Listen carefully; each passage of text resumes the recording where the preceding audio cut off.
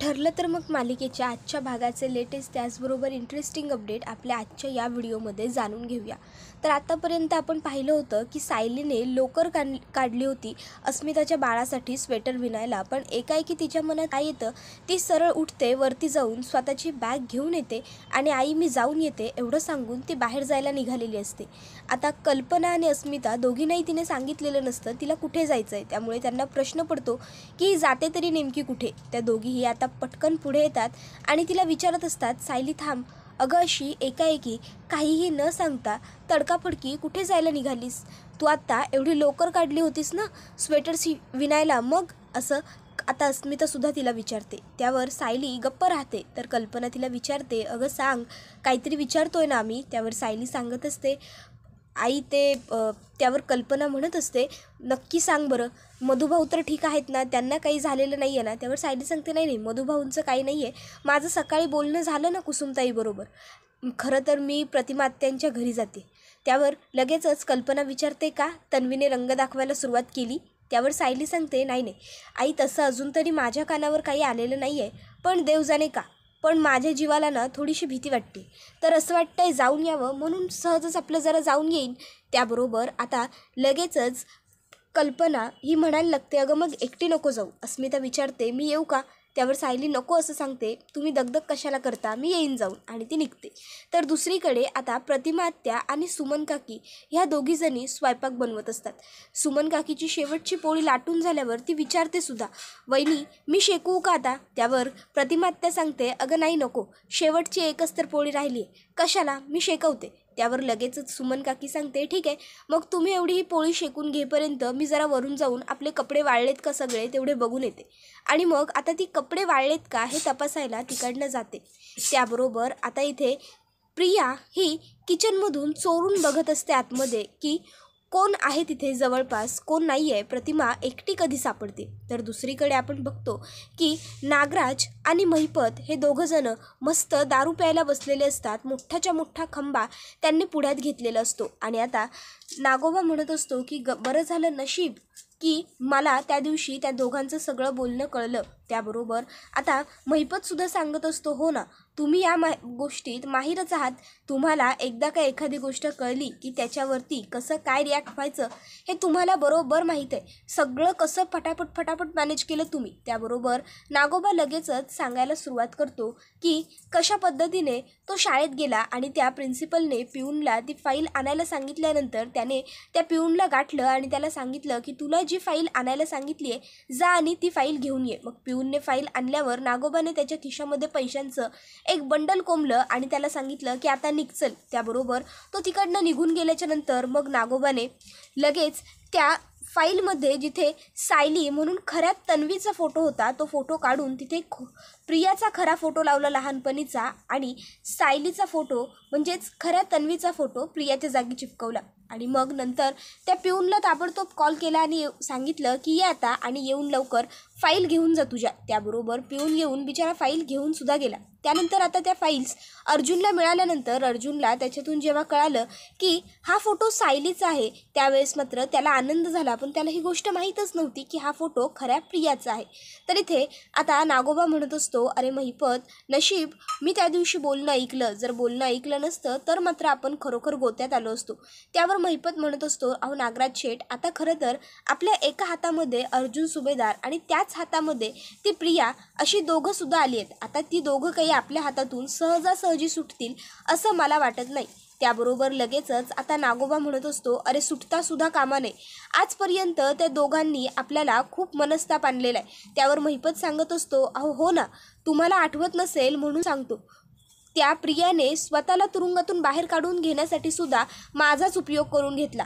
रात्रीचं मी दारू प्यायल्याच्या नंतर मला फोन केला, मला नको नको ते काही बाई बोलली आणि मला प्रवृत्त केलं की मी स्वतःहून पोलीस स्टेशनला हॉस्पिटलला जाऊ आणि हॉस्पिटलला जाऊन तिला काहीतरी त्रास देऊ। आणि जेव्हा मी हॉस्पिटलला जाऊन तिला त्रास दिला ना, तेव्हा तिथे तिने माझ्याच गोष्टीचा पुरावा म्हणून उपयोग केला बाहेर पडण्यासाठी. तर इकडे आता सुमन काकी वगैरे प्रतिमाजवळ कोणीच नाही आहे याचा अंदाज जेव्हा प्रियाला येतो, प्रिया अलगद मागून आता प्रतिमा आत्याच्या मागे चालत येते आणि मनातल्या मनात म्हणत असते, एकदा का तुझं तोंड या गरम तव्यावर भाजलं ना की त्याच्यानंतर प्रतिमा तुझं तोंड कायमचं बंद होईल, तू पुन्हा कधीच काही बोलू शकणार नाही. आणि आता मागून प्रिया ही प्रतिमा आत्याला खूप जोरात धक्का देणार असते, पण नशिबाने तोपर्यंत सायली तिथे येते आणि सायली प्रतिमा आत्याला जोरात हाक मारते. प्रतिमा आत्या त्याबरोबर प्रतिमा बाजूला सरते आणि जी प्रिया फुल फोर्समध्ये प्रतिमाला धक्का मारण्यासाठी हात पुढे घेऊन येत असते, तिचेच हात आता तव्यावरती चिपकतात आणि आता मात्र प्रियाचे हात खूप जास्त भाजलेले असतात.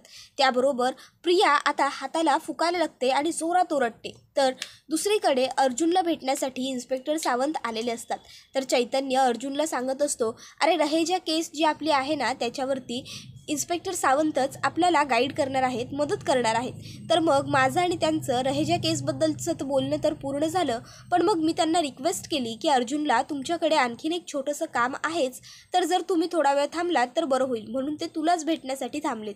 त्यावर Arjun thank you very much, please बसून घ्या ना असं सांगतो. त्याबरोबर आता ते दोघं बसतात. तर अर्जुन हा इन्स्पेक्टर सावंतांना सांगत असतो की तुम्हाला तर माहीत आहेच, मी सध्या माझ्या बायकोचा पास्ट शोधण्याचा प्रयत्न करतो. मला बघायचं आहे की तिचे आई वडील मला सापडतील का. मधुभाऊंनी एवढं तर सांगितलं की ते जिवंत आहेत, पण नक्की कोण आहेत काय ते काही कळलं नाही. त्यावर लगेचच चैतन्य म्हणत असतो, ॲक्च्युली मधुभाऊ जर बरे असते ना तर त्यांची या सगळ्यात खूप मदत झाली असती. तर आता अर्जुन म्हणतो, मला आज तिच्या शाळेतून तिच्या लहानपणीचा एक फोटोसुद्धा मिळाला आहे, आपल्याला त्याच्यावरून काही माहिती गोळा करता येईल का. मग अर्जुन तो फोटो त्यांना दाखवतो. त्याबरोबर ते म्हणतात की मी हा फोटो इतरही काही पोलीस स्टेशनना सर्क्युलेट करतो आणि सायली मॅडम ज्या दिवशी किडनॅप झाल्या होत्या किंवा ज्या दिवशी त्या आश्रमात आल्या होत्या त्या दिवशी दुसऱ्या कुठल्या मुलीची मिसिंग कंप्लेंट होती का तशाच ते शोधून काढण्याचा प्रयत्न करतो. कदाचित आपल्याला काहीतरी क्लू, काहीतरी माहिती मिळेल. त्याबरोबर चैतन्य विचारतो, साहेब अहो ही गोष्ट जवळपास 20-22 वर्षापूर्वींची आहे, मग अशी 20-22 वर्षापूर्वीची फाईल मिळू शकते का. त्याबरोबर इन्स्पेक्टर सावंत म्हणतात, का नाही मिळू शकत, नाही म्हणजे प्रयत्न करायला तर नक्कीच काही हरकत नाही, आपण ट्राय करू शकतो. त्याबरोबर लगेचच आता ते अर्जुनला सांगतात, तुम्ही एक काम करा अर्जुन सर, हा फोटो ना मला माझ्या फोनवरती व्हॉट्सअप करा. त्याबरोबर अर्जुन सांगतो की हो लगेच करतो आणि आता तो इन्स्पेक्टर सावंतांना तो फोटो व्हॉट्सअप करतो आणि सांगत असतो की तुम्हाला तर माहीत आहेच ही गोष्ट माझ्यासाठी खरोखर किती महत्त्वाची येते. त्यावर इन्स्पेक्टर सावंतसुद्धा परिस्थितीचं गांभीर्य दाखवतात. तर दुसरीकडे आपण पाहतो की इथे नागोबा आणि महिपत गप्पा मारत असतात. महिपत म्हणत असतो, आता आपण अगदी बरोबर नेम साधलेला आहे, आता तो अर्जुन सुभेदार जिंकणं शक्य नाही. त्यावर नागोबा सांगत असतो की अरे हो ना, त्याला आणि त्याच्या बायकोला जिंकण्याची खूप जास्त सवय झाली होती, म्हणजे प्रत्येक वेळेस त्यांच्या मनाप्रमाणे हव्या तशा गोष्टी घडत गेल्या ना. म्हणजे पहिलं तर त्यांनी त्या प्रियाला तुरुंगात घालवलं, त्याच्यानंतर तिला परत आली तर तिला घरात नाही घेतलं वगैरे, म्हणून त्यांच्या घरात दिवाळी येण्या अगोदरच दिवाळी साजरा होते. तर दुसरीकडे आपण पाहतो की अर्जुन हा इन्स्पेक्टर सावंतांना सांगत असतो की जर माझ्या बायकोच्या भूतकाळाबद्दल काही कळलं तर खरोखर खूप बरं होईल, म्हणजे तिला तिचे आईवडील मिळतील. इतके वर्ष तिने तिच्या आईवडिलांशिवाय आयुष्य काढलंय, पण जर आता ते जिवंत आहेत हे आपल्याला माहीत आहे तर ते आपण शोधण्याचा प्रयत्न तरी करू शकतो. तर आता इथे लगेचच सुमन काकी ही सायलीला विचारत असते, सायली तुला खरोखर नक्की खात्री आहे का की तन्वी प्रतिमा वहिनींना ढकलण्यासाठीच तिथे आली होती म्हणून. नाही म्हणजे जर ती तिचं काही स्वतःचं काम करायला आली असेल आणि तुझा गैरसमज झाला असेल तर. त्यावर सायली म्हणते, काकी हे बघा आता तुम्हाला सुद्धा खरं काय आहे ते माहीत आहे, उगाचच्या उगाच तुम्ही ही अशी शंका काढून फक्त आणि फक्त स्वतःच्या मनाची समजूत काढून घेताय, या व्यतिरिक्त मी दुसरं काहीही म्हणू शकत नाही. अर्थात आता जर आपण प्रियाला विचारायला गेलो की तू प्रतिमात्यांना ढकललंस का, तर ती मात्र अगदी या गोष्टीला साफ विरोध करेल, मी असं काही करू शकत नाही आणि मी असं काही केलेलंच नाही असं काहीतरी ती बडबडेल. त्यामुळे प्रतिमात्या तुम्ही जरा जपून राहा, सावध राहा आणि तुम्हीसुद्धा सुमन काकी काळजी घ्या, लक्ष ठेवा. त्यावर त्या दोघीही होकार देतात. सायली म्हणते, बरं चला आता मी निघते. त्याबरोबर प्रतिमात्या वरचेवर येत जा, बरं वाटतं असं सायलीला सांगते. तर सायली म्हणत असते, हो आत्या आता यावं तर लागेलच ना, आता तर नेहमीच यावं लागेल.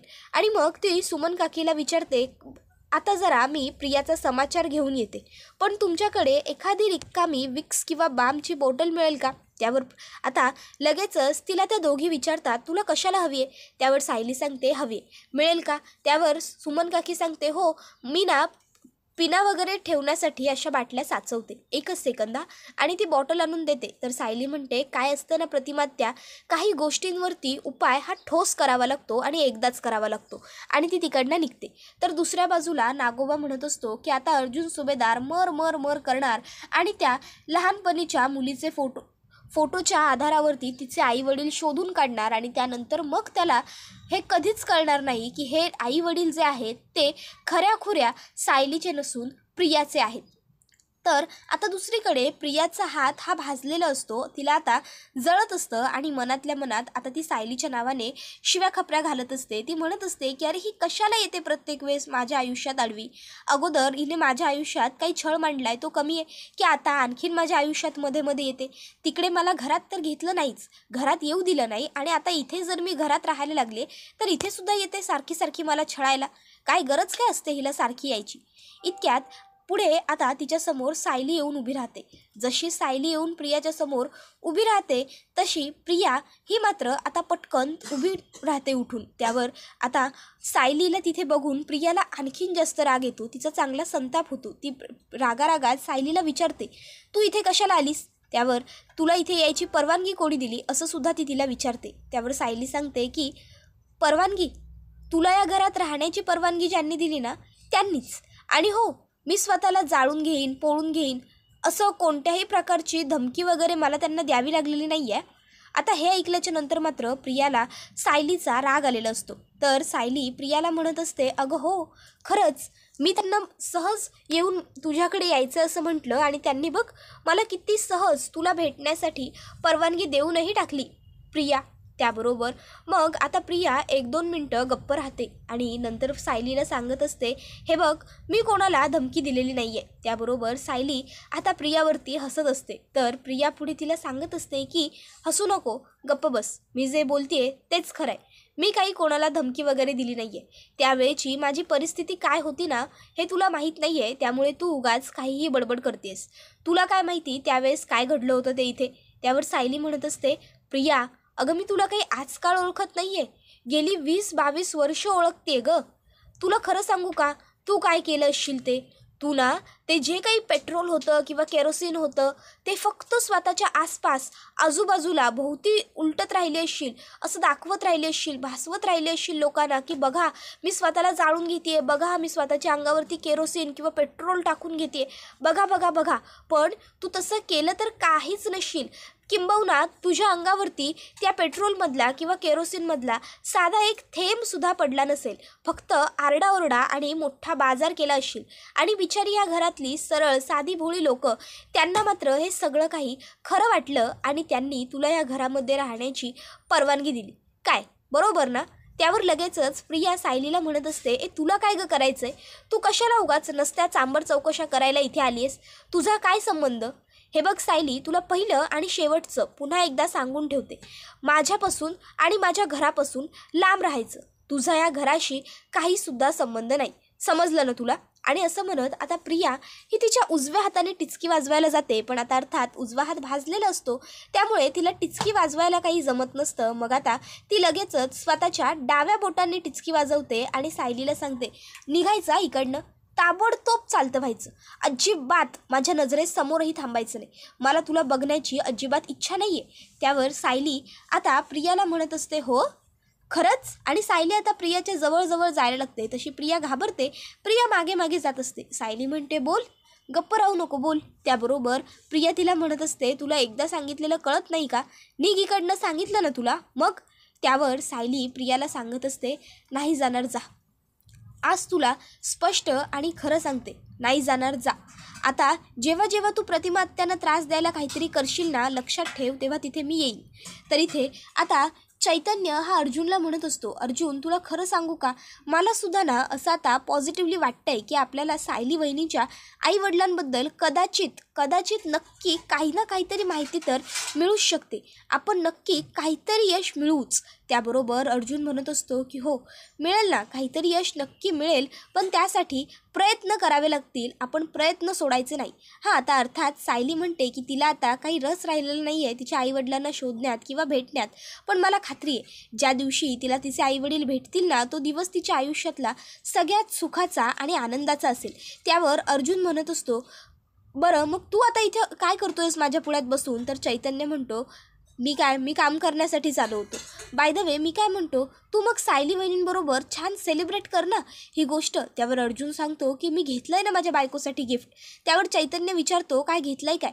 तर अर्जुन त्याला एक कागदाची पुडी दाखवतो. त्याबरोबर आता अर्जुनचा फोन वाजतो. अर्जुन फोनवर बोलण्यासाठी फोन उचलतो, तोपर्यंत चैतन्य ती पुडी कसली आहे हे पाहण्यासाठी पुडी घेतो आणि उघडतो आणि त्याच्यामध्ये त्याला चिंच दिसते. चिंच बघून चैतन्याच्या तोंडाला पाणी सुटतं. तो लगेचच चिंच खायला सुरुवात करतो.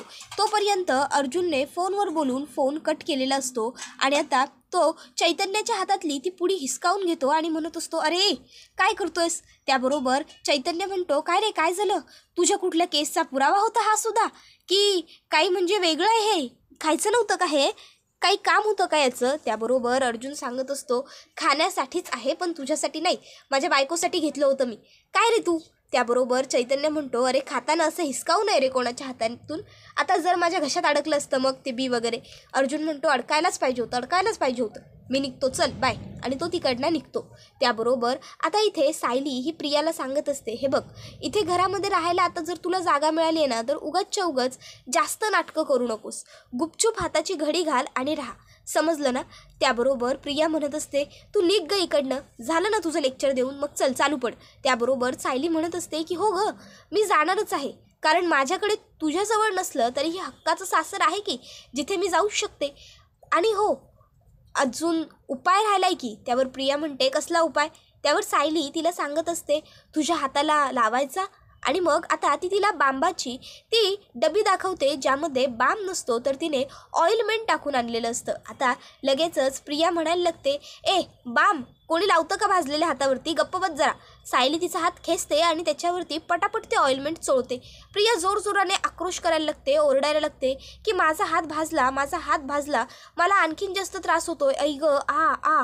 त्याबरोबर सायली फक्त तिच्याकडे शांत उभी राहून बघत असते. आणि मग आता इथे प्रियाला लक्षात येतं की आपल्या हाताची तर आग होतच नाहीये. प्रिया वास घेते हाताचा. तर सायली तिला सांगते की तुझ्या हाताला बाम लावावा इतक्या खालच्या थराला मी जाणार नाही. ऑइलमेंट लावलंय तुझ्या हाताला, त्यामुळे हाताची आग वगैरे काहीच होत नाहीये तुझ्या. उगाचच्या उगाच सीन क्रिएट करू नकोस प्रिया, समजलं ना? आणि प्रतिमा आत्यांपासून आता लांब राहत जा. त्यानंतर आपल्याला पाहायला मिळतं की इथे अर्जुनने आता सायलीसाठी मस्तपैकी चिंच वगैरे आणलेली असते, ती सुद्धा तिच्या शाळेच्या गेट बाहेरची. चिंच बघून सायलीला खूप जास्त आनंद झालेला असतो. ती अर्जुनला म्हणत असते, वाह काय मस्त गिफ्ट आणलंय तुम्ही, अहो तोंडाला अगदी माझ्या पाणी सुटलं. आणि सायली आता बेडवरती बसून आनंदाने चिंच खात असते. तर अर्जुन हा तिथे आलेला असतो आणि अर्जुन हा सायलीला म्हणत असतो, असे नवनवीन गिफ्ट्स मी तुझ्यासाठी आता नेहमीच आणणार आहे. तर त्यांच्या दरवाजाबाहेर उभं राहून आता कल्पना आणि अस्मिता हे सगळं ऐकत असतात.